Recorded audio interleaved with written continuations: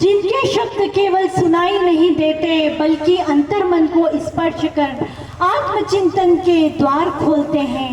आइए हम सभी पूर्ण श्रद्धा और सम्मान के साथ आदरणीय अंकुर जी को शत्रुबोध एवं आत्मबोध जैसे गंभीर विषय पर सुने, मनन करें और उससे भी आगे क्या करना है इसका संकल्प लें। इसी मंगल कामना से एक समाधानी शंखनाद के लिए आमंत्रित हैं आचार्य श्री अंकुर आर्य जी।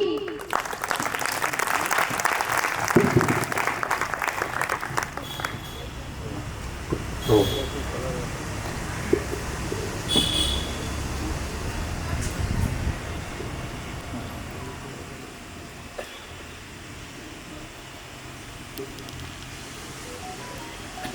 सभी सीधे बैठ जाएंगे।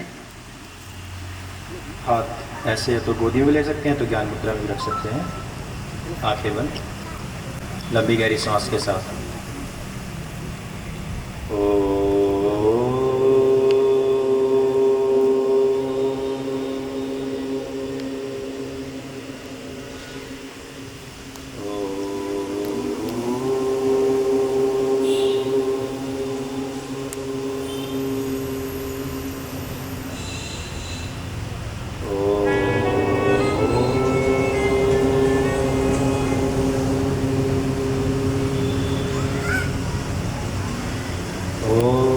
विश्वानि देव सवितर्दुरितानि पराशुभ यद्भद्रं तन्न आशुभ।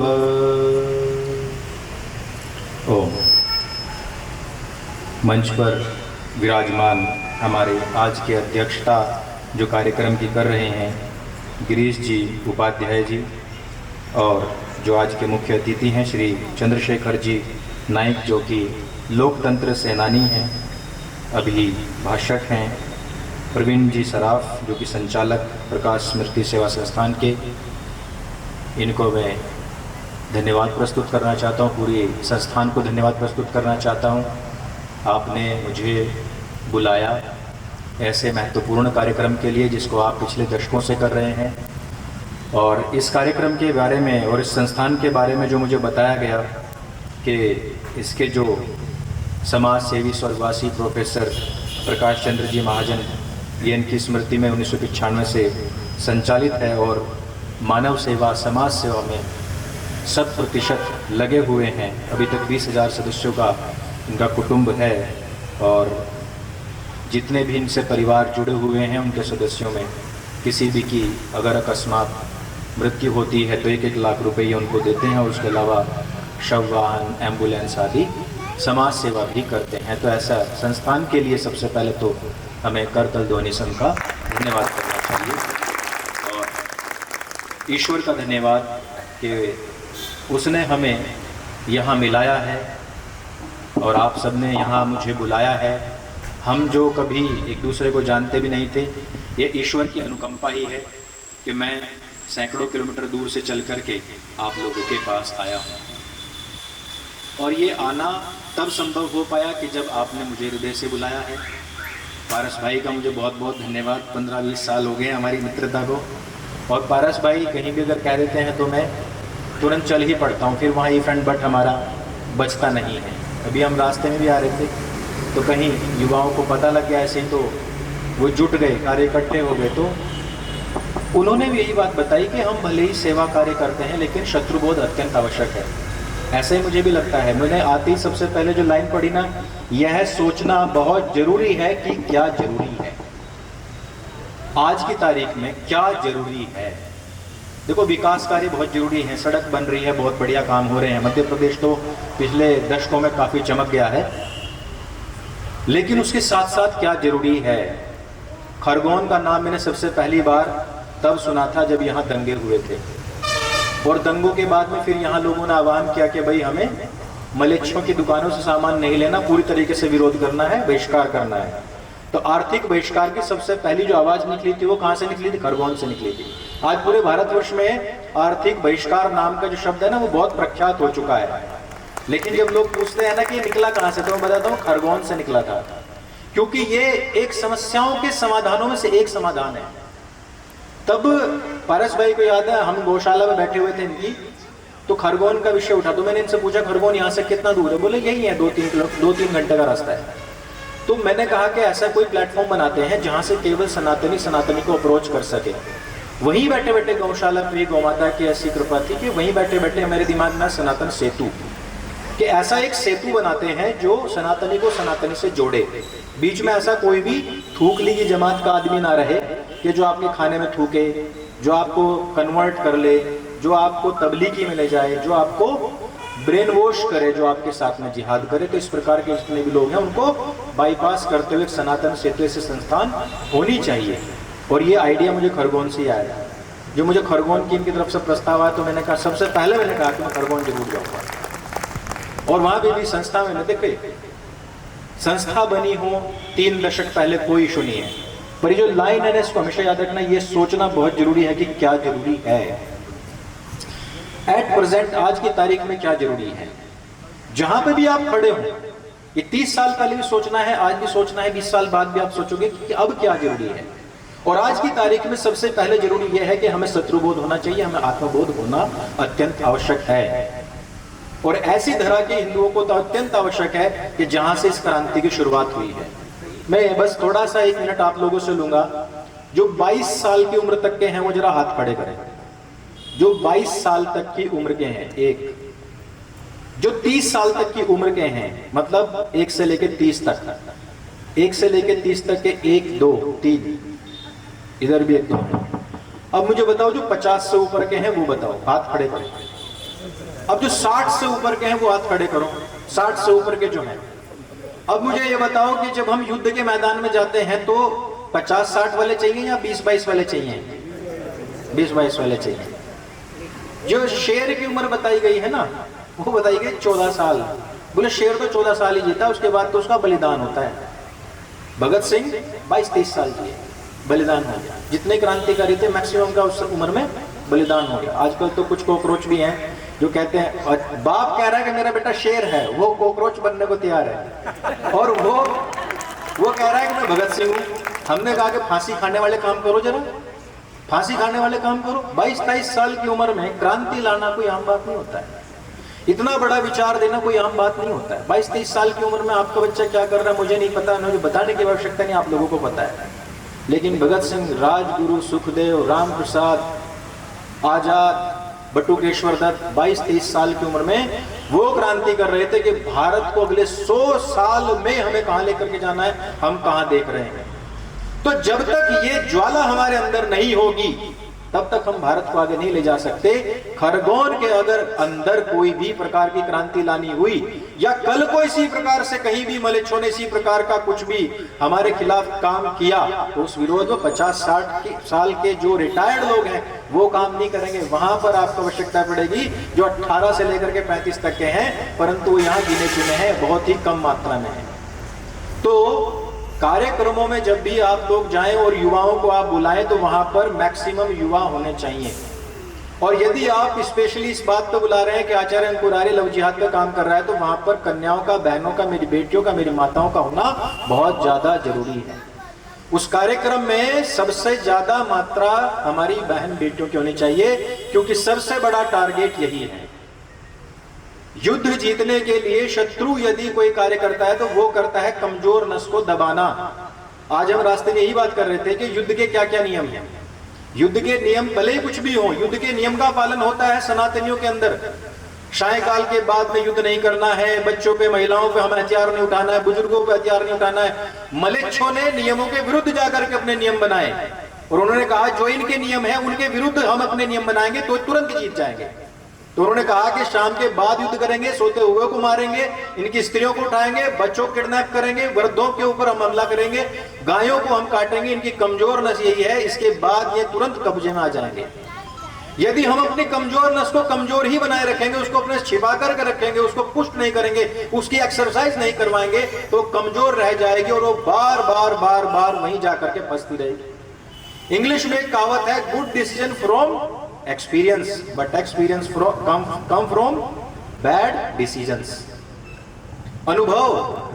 अनुभव अच्छे निर्णय लाता है, परंतु अनुभव कैसे आता है? गलत निर्णयों से। बार बार गलत निर्णयों से अनुभव आता है, परंतु हम बार बार गलत निर्णय लेते हैं, बार बार उससे मार खाते हैं, परंतु बार बार ये करने के बावजूद भी हम सीखते नहीं हैं। हम अनुभवहीन हो चुके हैं, हमारी बुद्धि कुंठित हो चुकी है।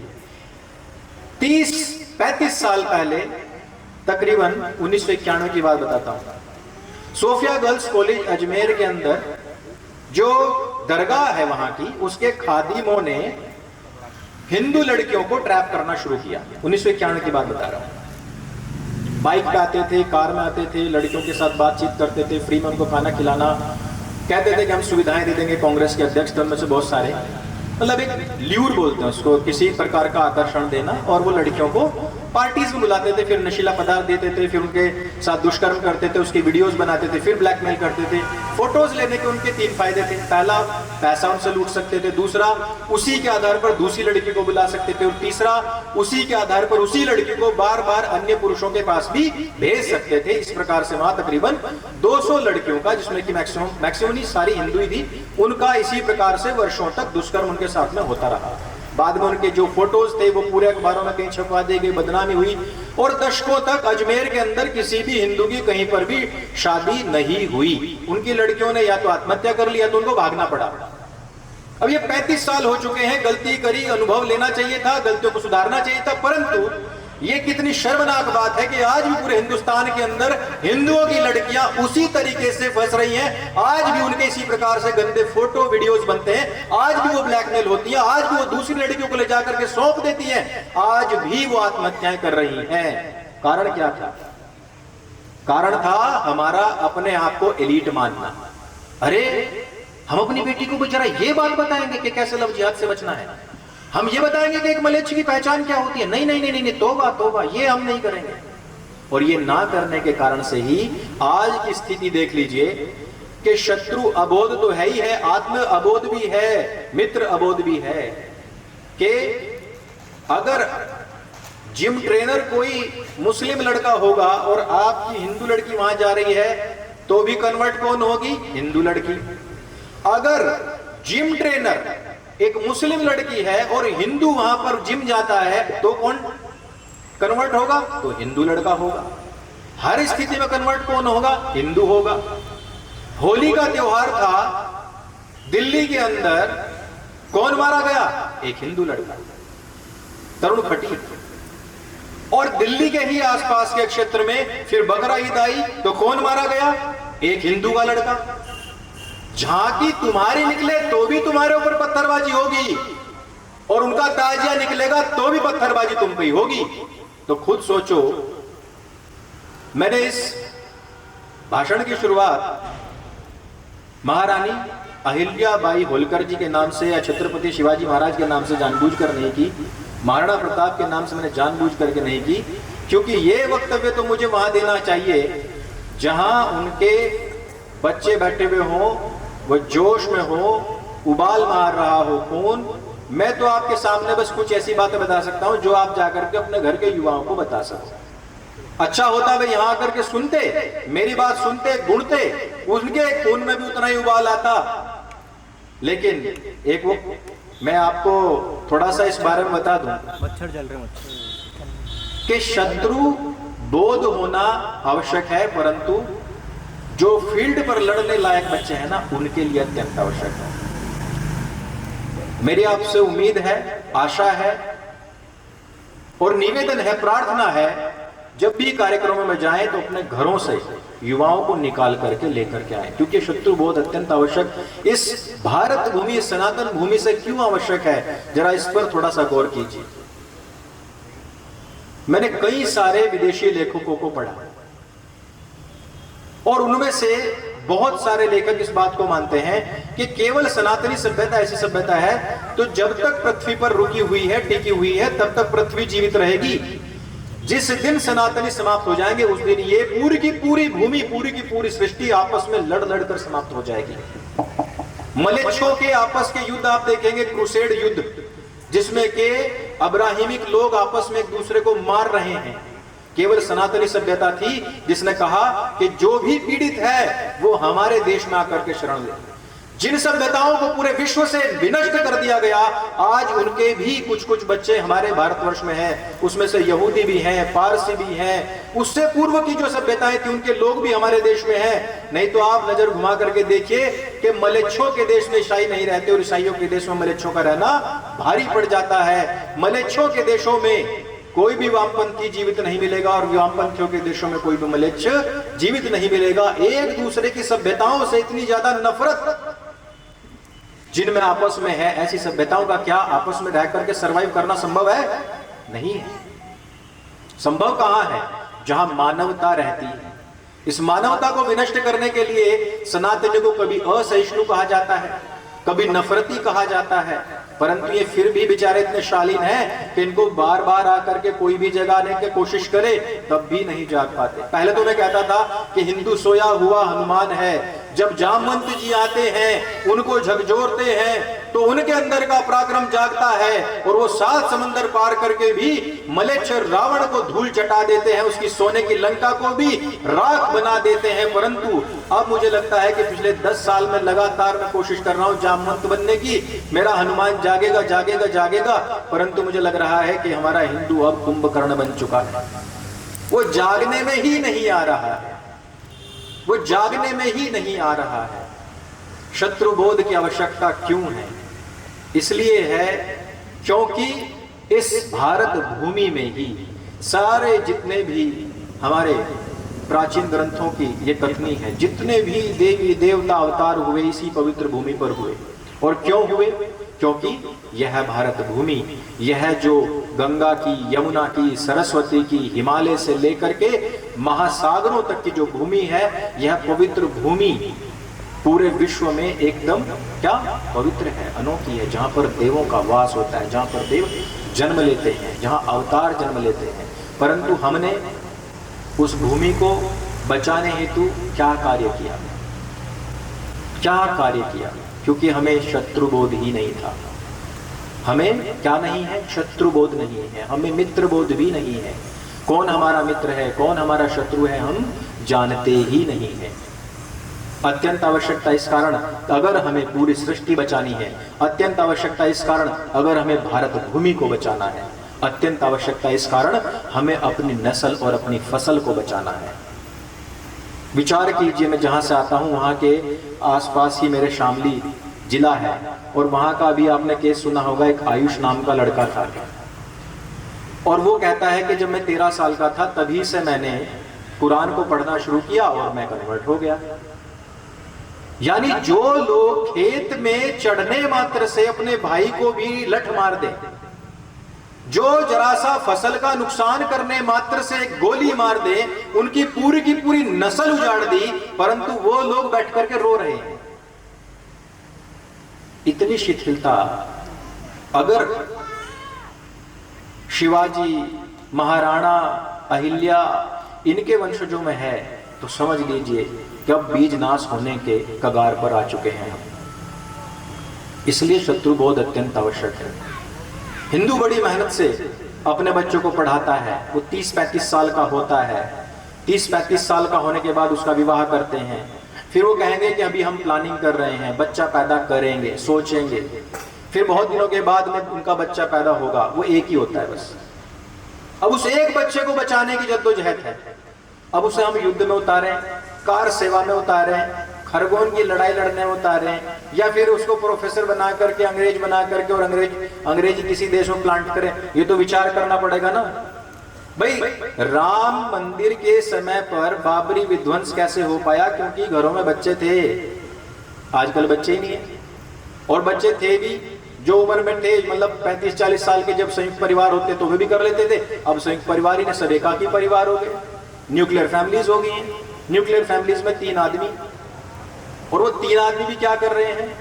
पति पत्नी दोनों कमाने में लगे हुए हैं, और बच्चे को किसके सहारे छोड़ करके जा रहे हैं? जो 5वीं फेल है, खुद आया। अब बच्चे का नया नया दिमाग है और उसको हम एक 5वीं फेल के पास छोड़ करके जा रहे हैं। ये हमारे मन के अंदर चल रहा है, हम इसके लिए करोड़ों रुपए कमा देंगे, लेकिन भाई ये तो सोचो कि उसका जो परवरिश हो रही है वो किसके हाथ में हो रही है? जो खुद 5वीं फेल है। वो बच्चा क्या सीखेगा? जो बच्चा बड़ा होगा तो वो कहेगा कि मम्मी पापा जब मुझे आपकी आवश्यकता थी तब आप मेरे पास नहीं थे, आपको आवश्यकता है ये मैं कैसे समझ सकता हूं, आपने तो मेरे को अपने पास में रखा ही नहीं कभी। तो वो कहां छोड़ के जाएगा? वृद्धाश्रम छोड़ करके जाएगा, क्योंकि आपसे तो कभी उसका लगाव था ही नहीं। और यही कन्वर्ट करने के लिए आयुष को कहा गया कि हिंदुओं में इतने सारे वृद्धाश्रम है, बताओ मुसलमानों में भी एक भी वृद्धाश्रम है क्या? और वो बच्चा उसी बात पर कन्वर्ट हो गया, बोला कि मुसलमानों में एक भी वृद्धाश्रम नहीं है, हिंदुओं में वृद्धाश्रम है, हिंदुओं के लोग वृद्धाश्रम में जाकर मरते हैं, मुसलमान का कोई नहीं मरता। अब आप मुझे बताओ कि कौन सी संस्कृति उच्च है और कौन सी निम्न है? तो उसने कहा जो अपने माँ बाप की सेवा करेगा वो उच्च है। कन्वर्ट हो गया। ये कुतर्क था, हालांकि इसके ऊपर जवाब दिए जा सकते थे, लेकिन जवाब देकर करोगे क्या? क्योंकि खोट हमारे अंदर है, खोट तो हमारे अंदर है। हमने कहा अपनी संस्कृति को, अपने वैभव को समझने की कोशिश की जरा सी भी। अरे हमारे पास तो मैकोले आया और उसने बताया कि तुम्हारी पूर्व की शिक्षा पूरी तरीके से दूषित थी, तुम सांप सपेरों के देश में रहते थे, ये क्या जड़ी बूटी और हरी घास खोटते रहते हो, इनको रगड़ते रहते हो। हमारे जो शिक्षा तंत्र है उसमें आओ और उसमें पढ़ो। एक कॉलेज में मैं गया, मैंने पूछा कि लड़कियों को आप मिनी स्कर्ट पहना करके बुलाते हो, इससे बौद्धिक कौशल बढ़ता है, ऐसा मुझे रिसर्च पेपर दिखाओ। बोला कोई नहीं है, कोई नहीं है। मैंने कहा आप इनको गर्मी में भी टाई पहनवाते हो, अगर बच्चा ढीली कर ले तो उसको मारते पीटते हो, इससे उसकी बौद्धिक क्षमता बढ़ती है, उसका IQ लेवल बढ़ता है, इसका कोई रिसर्च पेपर है आपके पास? बोला कोई नहीं। मैंने कहा फिर क्यों, जानवर क्यों बना रखा आपने अपने बच्चों का? सर्दी लगती है बेटियों को, बहनों को, मच्छर काटते रहते हैं, इसी को ही पहनाना क्यों जरूरी है? भाई इसको पहनने से मार्क्स 100% आते हो तो बात भी है, इसको पहनने से वो साइंटिस्ट बन जाएगी तो बात सही भी है, नहीं तो ये तो भारतीय परिवेश में भी हो सकता कार्य। कारण क्या है? गुलामी की मानसिकता। और ये गुलामी की मानसिकता हमारे ऊपर जिस प्रकार से थोपी गई है, शारीरिक रूप से हम भले स्वतंत्र हो गए हो, लेकिन मानसिक रूप की गुलामी आज भी हमारे अंदर है। और हम उसी ट्रेंड को फॉलो करते हैं जिस ट्रेंड को हमें गुलाम बनाने के लिए तैयार किया गया था।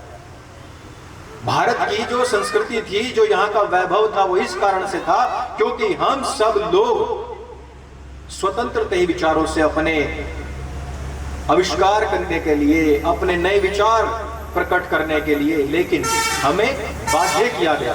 स्कूल में बच्चों को बाध्य कर दिया जाता है कि पर्टिकुलर एक ही पाइप से सबको गुजरना है, भले ही सबकी बौद्धिक क्षमताएं अलग अलग हों, लेकिन सबको एक बंद निकाय से गुजारा जाता है। जैसे ही वो मई जून में उस निकाय से बाहर निकलता है, दूसरे पाइप में उस बच्चे को ठूस दिया जाता है कि बाहर का कुछ भी नहीं देखना। ये क्यों बनाया गया था? उन लोगों को यहाँ फैक्ट्री लगानी थी। अब मेरे दादा की उम्र का जिसने कभी जिंदगी में पैंट शर्ट नहीं पहनी, धोती पहन कर चलता था, उसको फैक्ट्री में ले जा नहीं सकते क्योंकि धोती उलझ जाएगी, वो फंस जाएगी कारखाने के अंदर, उसको नहीं पहना सकते। तो क्या किया उन्होंने? आपके बच्चों का इस्तेमाल किया, आपके बच्चों को बुलाया और कहा कि इस बच्चे को स्टार्टिंग से ही, शुरुआत से ही पैंट शर्ट टाई बेल्ट और इस तरीके से शूज चमकीले पहनाओ, उसके पूरा का पूरा मेंटल स्टेटस गुलाम का बनाओ, इसको यस सर नो सर, खड़ा हो, उठ बैठ, पनिशमेंट ले, पीछे जा, असाइनमेंट दिखाओ, नहीं दिखाए तो फिर पनिशमेंट ले, हमसे पूछ करके सूसू जाएगा, हमसे पूछ करके पोटी जाएगा, हम बताएंगे तुझे क्या करना है क्या नहीं करना है, हम तुझे शुरुआत से ही रूल करेंगे।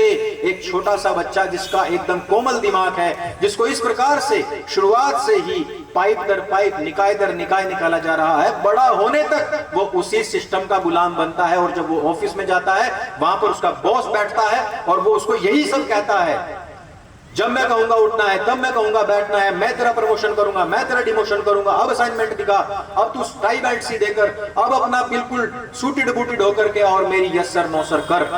वही अपने स्कूल में भेजते हुए बच्चे को ना खड़ा करना अपने पति के सामने या अपने बेटे के सामने।